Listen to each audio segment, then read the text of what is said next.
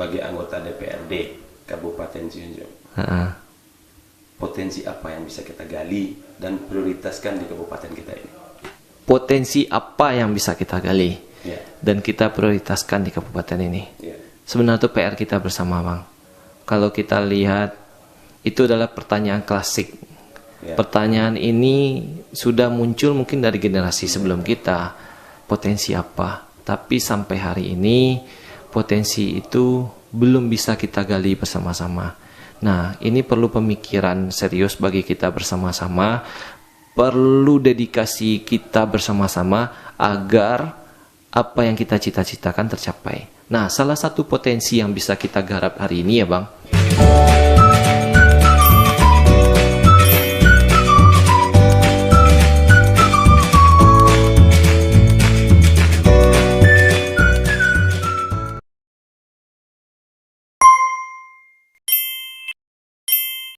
Assalamualaikum warahmatullahi wabarakatuh. Teman-teman yang berbahagia, jumpa lagi bersama kami di channel YouTube Tulo Mentela.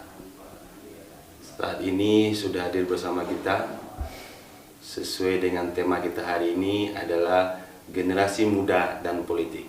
Sudah hadir bersama kita tokoh muda Kabupaten Cianjur sekaligus anggota DPRD Kabupaten Cianjur, Antonio Mosel. Assalamualaikum. Waalaikumsalam warahmatullahi wabarakatuh. Apa kabar Pak Dewan? Masya Allah, luar biasa, Bang. Abang gimana? Alhamdulillah baik. Alhamdulillah. Terima kasih banyak atas kehadirannya di channel YouTube. Alhamdulillah, insya Allah, Bang. Di sela-sela kesibukan Pak Dewan ya kan? Sibuk ala kesibuk, Bang. Jadi topik kita hari ini Pak Dewan, generasi muda, anak muda dengan politik. Benar. Di DPRD Kabupaten Cianjur selain Abang Antonio Mosel, ada Sofian Henry, ada Gipo Aldino, yang dikatakan generasi milenial, ya kan? Selebihnya itu mungkin senior kita ya. Kategori milenial nih. Iya, udah habis ya kan, kategori milenial sudah habis. Kami kenal Pak Dewan ini dulu sebagai anak muda pengusaha. Masya Allah. Terjun ke dunia politik. Siap.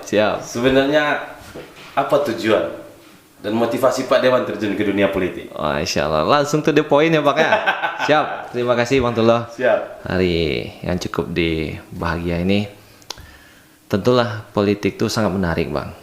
Dulu kita kenal tahun 2010-an, kita main off-road ya, Bang ya. Iya. Kita main off-road, kemudian bisnis kita Abang Tullah dengan bisnis tambang batu baranya, kita main di dealer Yamaha. Alhamdulillah sekarang 2014 kita juga terjun di politik, itu kita coba tapi Allah berkendalain, kita belum berhasil. Nah 2019 kemarin kita coba lagi, dalam artian kita betul-betul serius dan fokus. Alhamdulillah takdir tadi diberikan Allah. Tentulah tujuan kita jelas, Bang. Politik ini dinamis, politik ini bias, banyak warna, dan yang paling penting dalam politik tuh, kalau kita dulu belajar, yang namanya politik itu sama dengan kekuasaan. Betul. Nah, kekuasaan ini kita manfaatkan ke arah yang mana? Arah yang baikkah atau arah yang tidak baik? Tergantung pada diri kita masing-masing. Nah, tentulah kalau boleh dibilang, hampir seluruh teman-teman di politik hari ini, mereka punya tujuan yang sama. Bagaimana mereka bisa mendedikasikan diri mereka untuk memberikan yang terbaik di kabupaten ini. Nah, kita punya warna semuanya. Alhamdulillah hari ini kita punya warna di PKS. Tentulah kita memberi kontribusi yang luar biasa untuk partai kita, memberikan pelayanan kita terbaik untuk masyarakat kita. Terutama di dapil kita, Bang.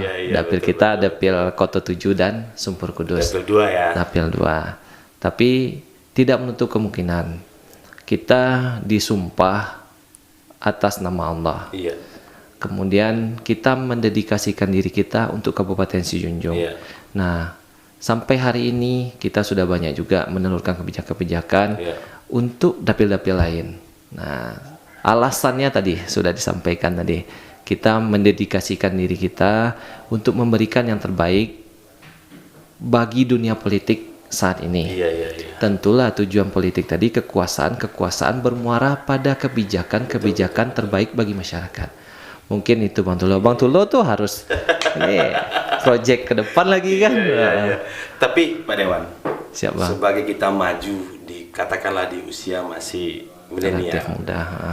Kalau ibarat kata yang tua-tua, patokan umur itu kan sangat menentukan. Ya. Iya kan? Wah, iku umurnya lo matang lah dong. Kita pilih aja lah matang dulu. Iya, iya. Ada kendala ada waktu masa kampanye itu karena tergolong muda. Betul Bang, betul. Ada nggak senior yang orang tua kita menganggap secara kapasitas Anton ini Masih belum. bagus secara kapasitas, Ya. tapi secara umur belum matang. Ya. Karena patokan orang tua kita di angka 40 ke atas itu baru matang. Baru matang. Ada kendala nggak pada waktu kampanye dulu? Jadi alhamdulillah lah Bang.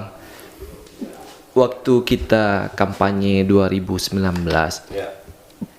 itu kita sempat ada kendala seperti yang Bang sampaikan tadi, bahwasannya para tokoh-tokoh senior kita Ya. itu meragukan kita dalam artian apa sih kontribusi kita baru dengan usia kita yang relatif masih muda. Ya. Dan kita hari ini membuktikan kepada senior-senior kita, kepada tokoh-tokoh kita yang boleh dibilang usianya jauh di atas Ya. kita membuktikan bahwasannya usia itu tidak membatasi. Karena hari ini yang tua-tua betul kaya pengalaman, Iya. tapi kita yang muda-muda memberikan masa depan. Iya, iya, iya, Nah. iya. Orang tua bercerita tentang sejarah, tapi anak muda berpikir tentang masa depan. Betul, betul, betul. Jadi yang akan kita lalui sejarah kah atau masa depan? Nah, alhamdulillah sejarah kita sebagai anak muda kita ambil ibrohnya. Betul. Mana yang baik kita ambil, kita pakai dan kita coba implementasikan dengan keadaan saat ini. Yang jelek mulai kita sortir. Nah, itulah Bang. Jadi anak muda itu kaya akan masa depan. Betul, betul. Dan mudah-mudahan generasi selanjutnya juga semakin lebih muda lagi dari kita hendaknya lagi kan yang maju politik ini. Harapan kita tahun 2024 nanti banyak yang ikut pilek ini anak Betul. muda ini. Setuju nggak Pak Dewan? Setuju banget Bang. Karena jujur Bang, emang generasi milenial itu emang luar biasa. Ya. Dulu mungkin orang tua kita, kakek-kakek kita, mereka belajar dengan namanya batu tulis atau apalah. Betul. Mereka berpindah dari satu tempat ke tempat lain dengan waktu yang cukup lama, medan yang cukup berat, kemudian belum lagi transportasi yang sangat susah. Hari ini kita mau kemana saja semuanya gampang. Betul. Beda dengan waktu dulu. Kemudian sekarang, hari ini orang pengen Zoom meeting, pengen rapat dimanapun di seluruh dunia bisa. Bisa. Nah, karena itu dan orang-orang tua kita dulu kita ambil sejarahnya. Nah, generasi muda hari ini berapa banyaknya? Kita lihat di perolehan pileg kemarin. Ya. Anak-anak muda cukup memberi warna di DPRD hari ini.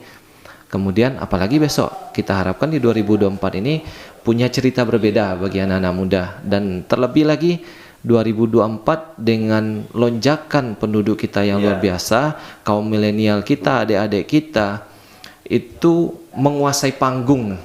Mudah-mudahan di 2024 besok, karena usia mereka sudah cukup relatif diperhitungkan lah Bang.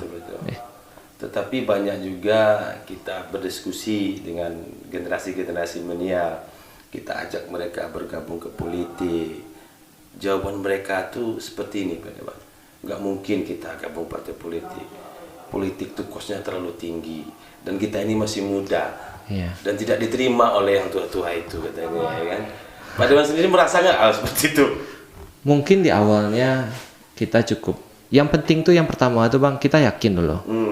Kita mampu. Nah, untuk mengasah politik kita mau jadi terjun ke politik atau tidak, yang pertama kali itu harus kita asah itu adalah organisasi. Iya. Jujur Bang, kalau Anton dulu waktu SMA, Iya. itu tidak boleh dibilang blank lah dengan yang namanya organisasi. Dulu kita tahu ada OSIS, kemudian ada ekstrakurikuler sekolah dan lain-lain. Antum boleh dibilang jarang. Nggak ikut berarti? Tidak ikut. Boleh dibilang jarang, enggak sama sekali malahan. Di kampus kita beda.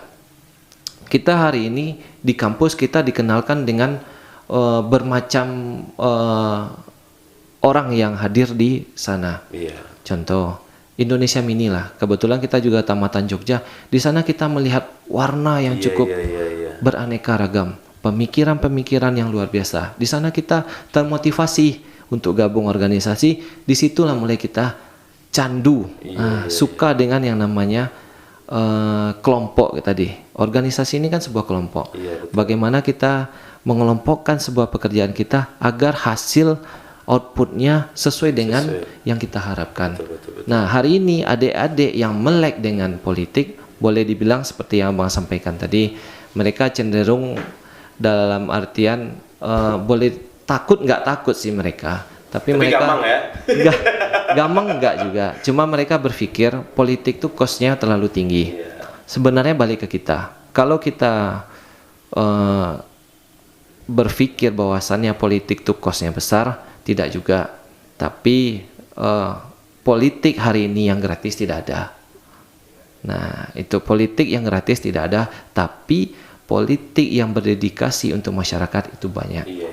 Tergantung kita lagi memberikan pelayanan kepada masyarakat. Nah, adik-adik ini dihimbau. Sebenarnya adik-adik ini udah terjun politik. Contohnya ikut Karang Taruna. Itu mereka ada berpolitik secara. Cuman kalau yang kita maknai politik itu adalah partai politik, makanya harus ada warna.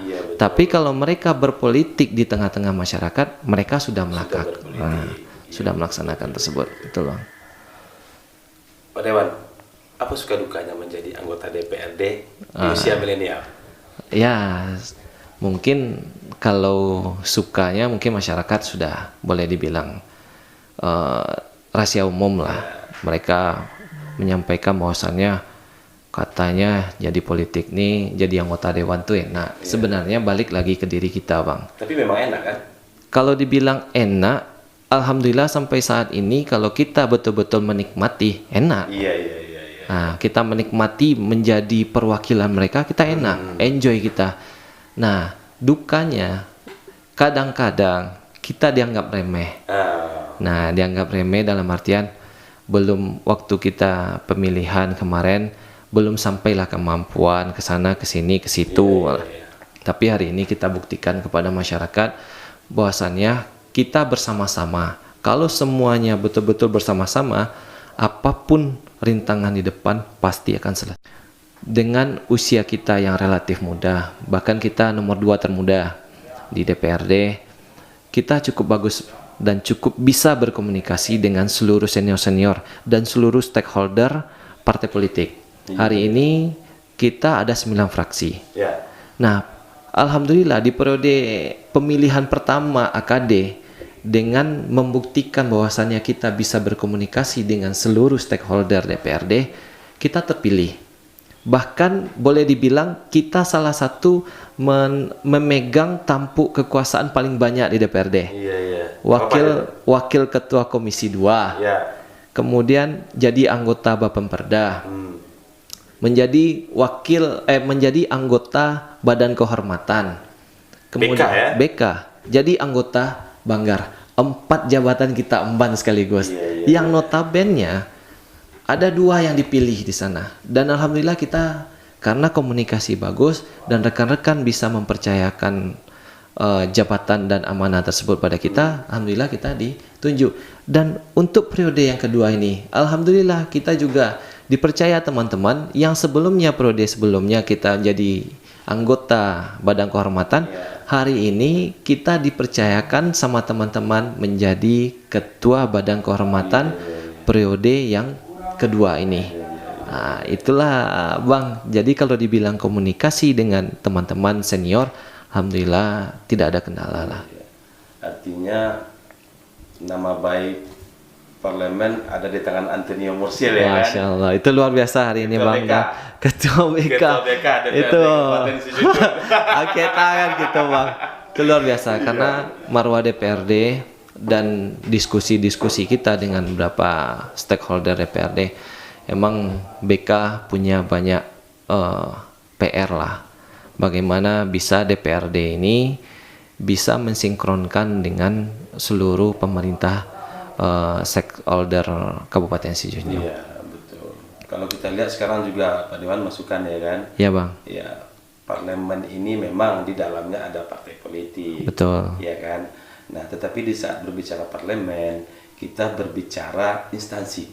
Ya. Nah, hari ini parlemen ini agak sedikit kepercayaan masyarakat itu menurun. Ya Bang. Nah, dalam sektor ya banyak masalah-masalah DPR kemarin ya kan. Itu belum abang ketua BK-nya. Iya. Nah, di tangan abang ini kita berharap marwah parlemen ini dijaga, Bang. Insya Allah Bang. Insya Allah Bang. Ya, kita takutnya nanti kalau marwah ini wibawanya tidak ada, 2024 nggak ada nanti orang yang Ya. ke sana gitu kan. Berarti kita secara partai politiknya gagal ya kan? Betul Bang. Berarti itu tugas Antonio Musil. Siap, insya Allah Bang. Siap. Itulah Bang, PR tadi banyak dan kita harus mengemban amanah secara baik dan kita selalu bermohon sama Allah, berdoa sama Allah dan kita minta dukungan seluruh stakeholder, baik itu pemerintah sendiri dan seluruh masyarakat Kabupaten Sijunjung. Apapun permasalahan yang terkait dengan DPRD, silahkan kirimkan, layangkan surat secara resmi kepada Badan Kehormatan agar apa, marwah secara kelembagaan itu bisa kita jaga secara bersama-sama. Siap Bang. Siap Ketua BK. Pak Dewan. Siap Bang. Apa harapan dan imbauan Pak Dewan? Kembali kita ke topik yang tadi, generasi muda kita, terutama di Kabupaten Sijunjung ini.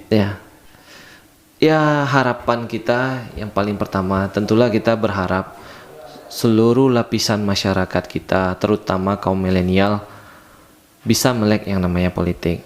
Nah, politik ini yang kita bangun adalah politik yang mendedikasikan diri kita mengemban amanah pada masyarakat.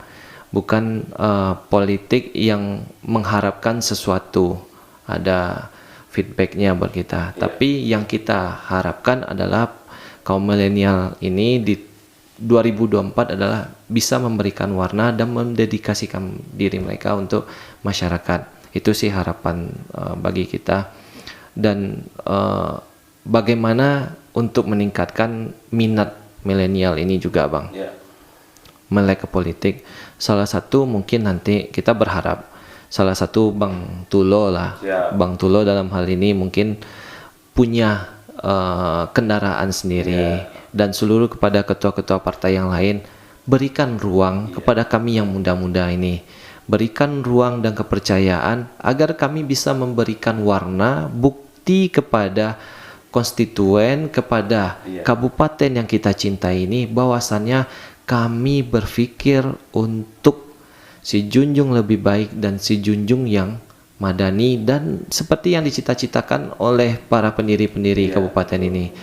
Sijunjung yang merdeka dalam artian merdeka secara ekonominya, kemudian merdeka secara imannya, merdeka secara pendidikan, kesehatan dan lain-lain. Apalagi kita tahu Bang, anak-anak muda kita hari ini cukup banyak. Dan adik-adik kita hari ini mungkin tamatan SMA, kuliah, S1, D3 dan lain-lain mungkin cukup banyak hari ini Bang.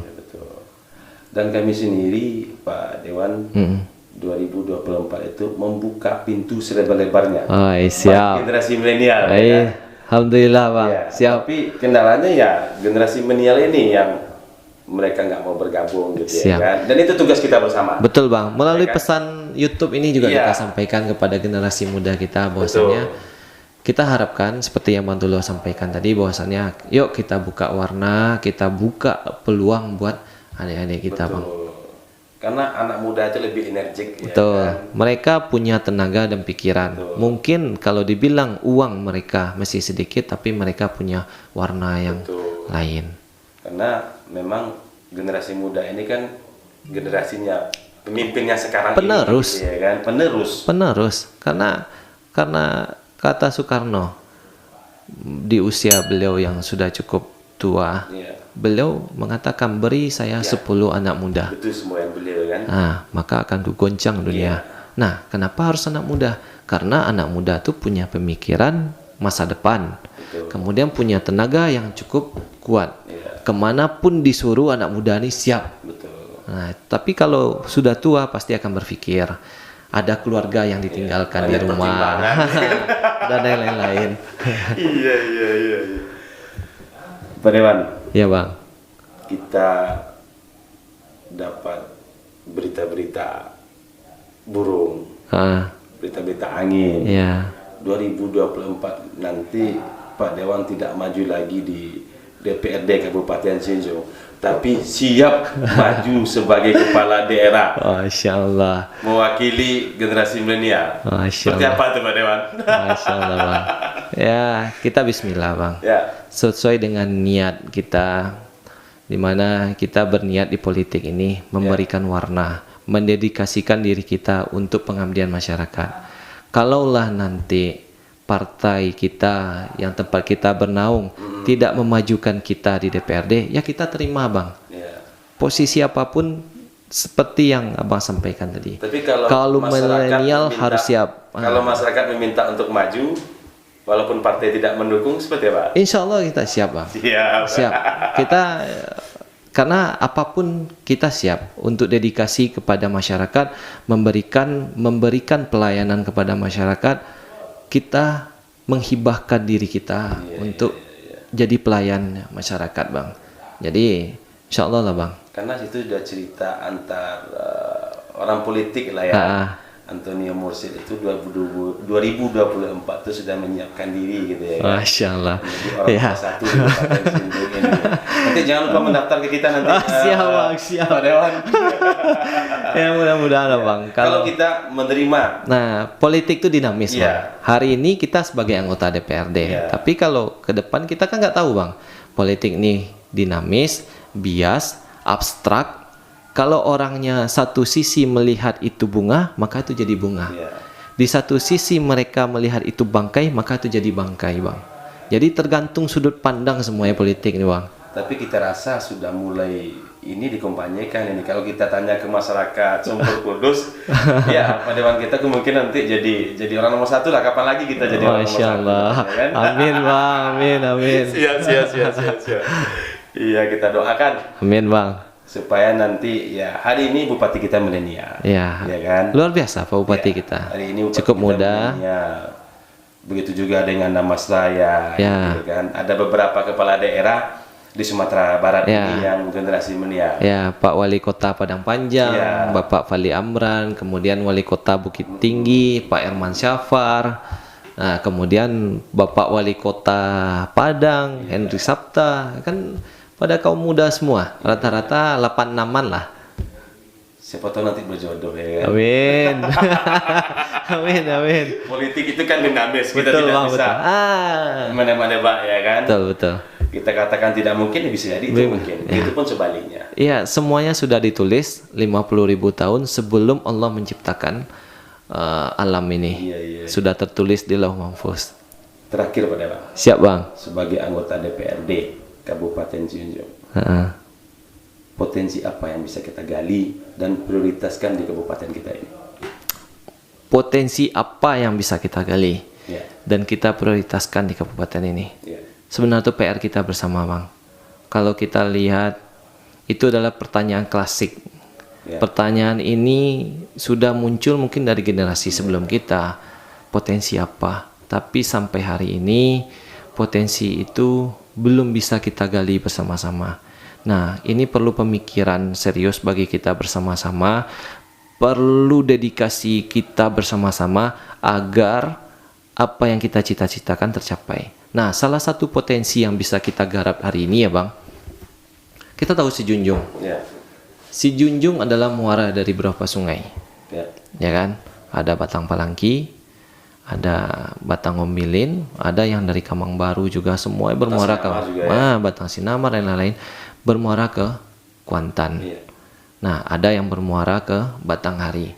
Tapi berarti kita punya sumber daya alam bisa digali dan dimanfaatkan lebih baik dalam artian sektor pertanian kita. maka tidak akan ada yang namanya pertanian tak ada hujan hari ini. Nah, itu salah satu. Kemudian kata orang, tanah Indonesia itu tanah yang paling subur. Iya.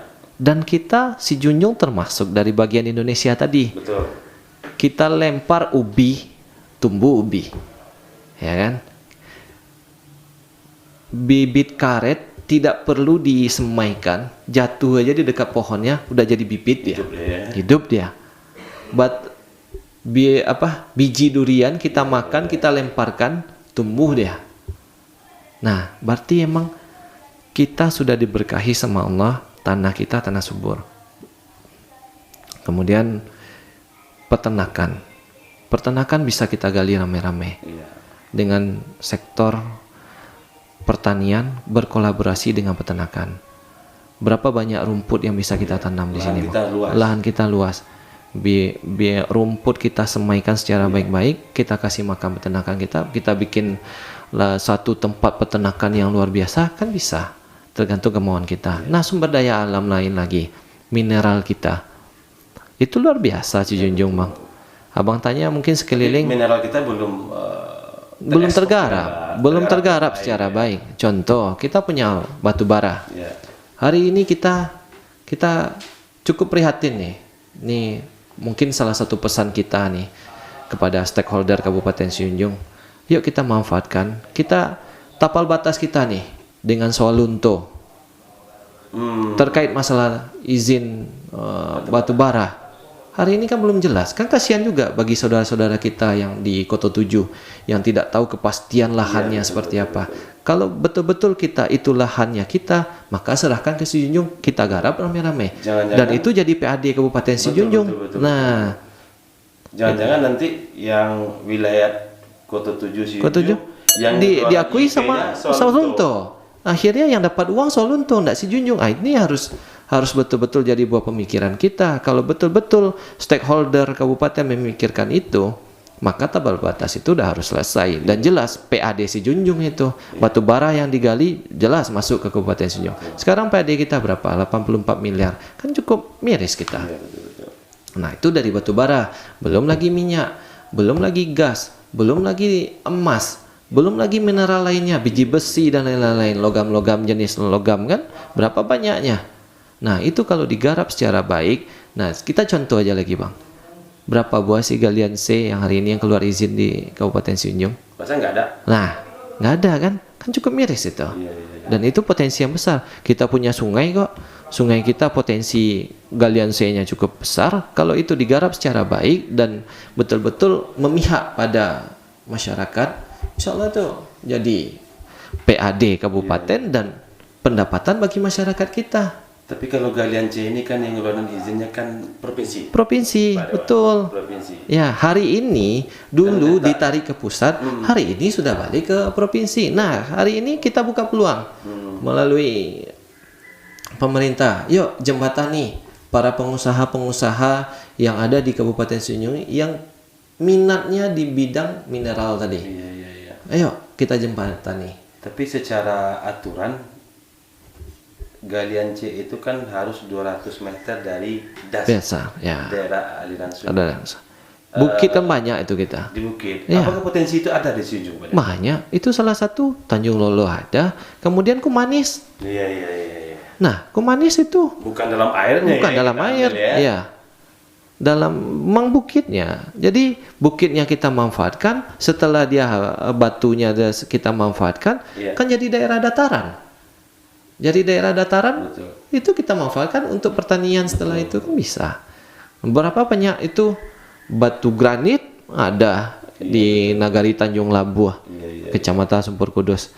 Berapa banyak batu granit yang berserakan di pinggir jalan yang tak termanfaatkan. Nah, mungkin kita salah satu kita ajak lah nanti para investor muda yang kita alhamdulillah kita banyak juga kawan relasi di HIPMI, Himpunan Pengusaha Muda. Nah, kita yuk gandengan bersama pemerintah, kita bangun kabupaten yang kita cintai ini. Karena kita membangun kabupaten ini tidak bisa sendiri. Tidak bisa sendiri, harus sama-sama. Seluruh lapisan masyarakat, seluruh stakeholder kabupaten bergandengan tangan.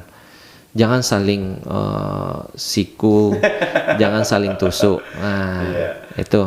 Kalau untuk membangun kita harus bersama-sama. Ya, bersama-sama. Kalau urusan politik nanti gimana? Nanti per 5 tahun di situ tarung lagi.